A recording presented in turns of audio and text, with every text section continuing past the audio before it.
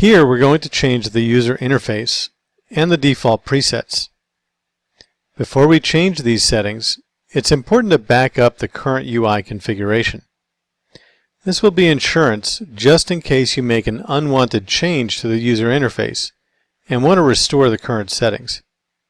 From the main menu, click on the Customize menu tool, and in the drop-down menu, click on the Save Custom UI Scheme. This opens the Save Custom UI Scheme dialog. If the dialog does not open into the UI directory, you'll need to navigate to it. Take a look at the Save In tree to locate the UI directory. If you do not have privileges to write to the UI directory, you can place the file on your desktop or in another convenient location.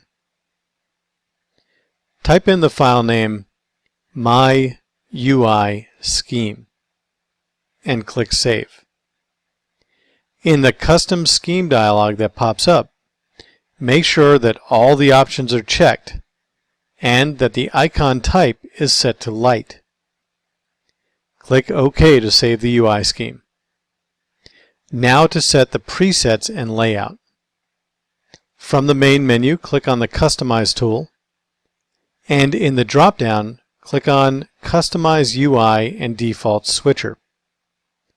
When you click, it brings up a new dialog with a number of options for configuring the initial settings for the tools and the user interface scheme. If you look in the left column, we have several options for the initial settings.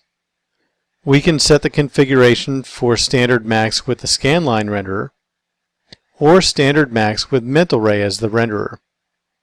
And there are similar options for the Design Viz tool. In this case, click on Max.MentalRay. If you want to learn a little bit more about what each setting changes in 3ds Max, you can click on the setting and it will show you in the informational window. Take some time and read through what's being set for each of the tool options. If you scroll down through the window, you'll see information about the many options that are being changed within the 3ds Max interface. Make sure that in the UI schemes you have the default UI selected. That will give us the default coloring and icons for the lessons. Once you have the two options selected, click the Set button. It will take a few seconds to load the custom UI scheme. Then it will present you with a dialog that lets you know that the default settings will take effect the next time you restart 3ds Max. Click OK to dismiss this dialog. And we're all done with the setup for Chapter 1.